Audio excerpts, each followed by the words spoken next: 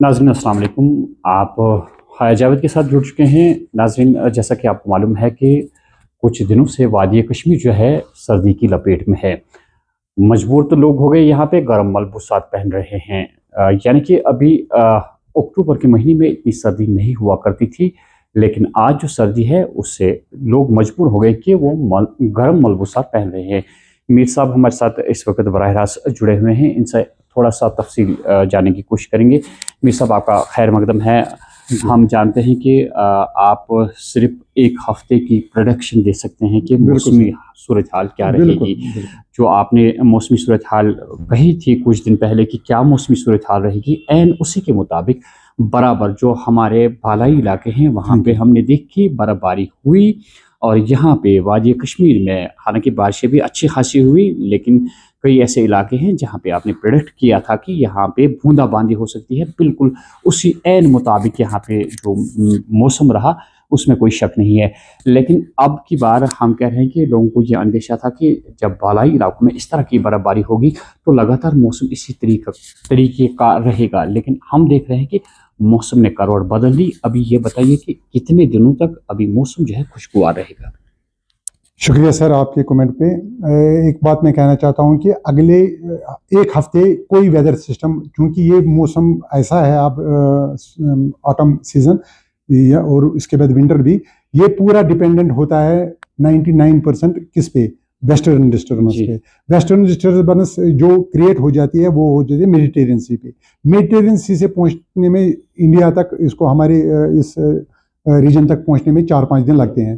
तो जब वो वहां से अभी क्रिएट हो गई कोई भी वेस्टर्न डिस्टर्बेंस मेडिटेरियन सी में, तो हम प्रेडिक्ट कर सकते हैं। ठीक है, तो उसकी स्पीड के हिसाब से हम आगे चलेंगे और ये बता सकते हैं कि ये कब तक यहाँ पहुंचेगी। इसी तरह हमारा ऐसा कोई फोरकास्ट नहीं है जो ये बताएगा कि वेदर खराब हो जाएगा या कम हो जाएगा या कुछ हो जाएगा। अभी ऐसा 3 महीने के लिए, 4 महीने के लिए कोई वेदर प्रेडिक्शन नहीं कर सकता, खासतौर विंटर के लिए। सिर्फ ये मानसून के लिए सच है।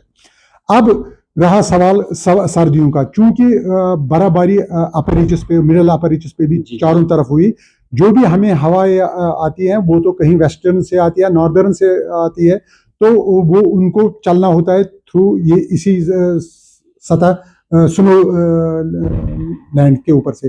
तो नतीजा ये निकला जो भी सर्द हवाएं ही आएंगी, लेकिन ये 1-2 दिन में पूरा रिवर्स हो जाएगा और नॉर्मल जो यहाँ का टिपिकल आपका ऑटम सीजन होता है उसमें खिजां होता है, ऐसा ही शुरू होगा। दिन में 2-3 डिग्रियां नॉर्मल से ज्यादा रहेगा और रात में 2-3 डिग्रियां नॉर्मल से कम रहेगा अगले 10 दिन के लिए इंशाल्लाह। और कोई वेदर सिस्टम ऐसा नहीं है जिससे, हालांकि मीर साहब मौसम तो बिल्कुल साजगार रहेगा 9-10 दिन। एक बात जरूर है कि जो लैंडस्लाइडिंग की आपने प्रोडक्शन की थी वो भी सही साबित हुई।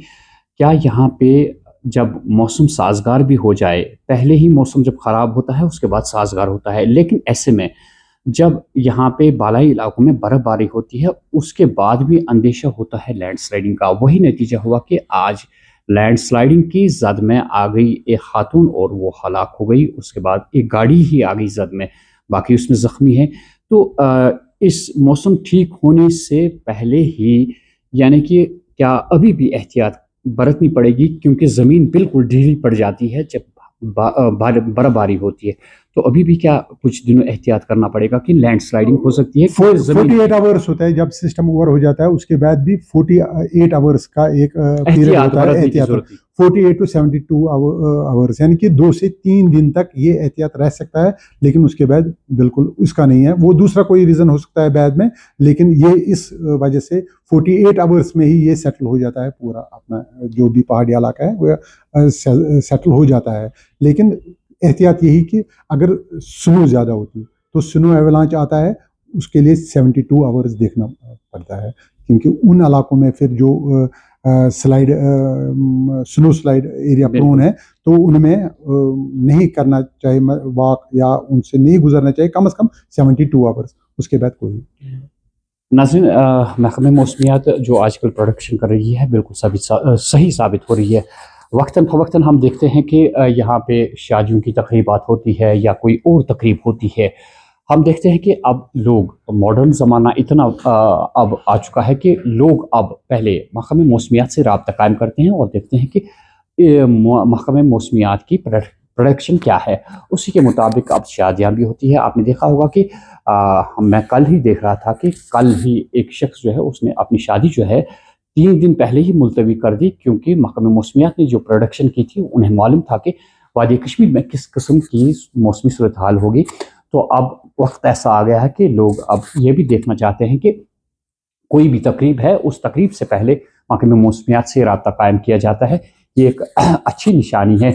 यहाँ पे मीर साहब ने एक अहम बात कही कि यहाँ पे फौरी तौर जब आप देखते हैं कल बर्फबारी हुई बालाई इलाकों में, उसके बाद लोग फौरी तौर कोशिश करते हैं कि जो मामूल का काम करते हैं उस पे जाते हैं, मामूल के काम पर। लेकिन यहाँ पे ज़मीन बिल्कुल ढीली होती है, इसमें 48 घंटे एहतियात बरतने की ज़रूरत होती है। यही वजह है कि नेशनल हाईवे जो हमारा है उसमें इस किस्म के हादसा पेश आ जाते हैं। जो ही रास्ता खुल जाता है ड्राइवर हजरात जल्दी करते हैं और भागने की कोशिश करते हैं, ऊपर से लैंडस्लाइडिंग हो जाती है और नतीजे के तौर पे इंसानी जानों का जो है वो ज़िया हो जाता है। मैं हाय जावेद श्रीनगर से।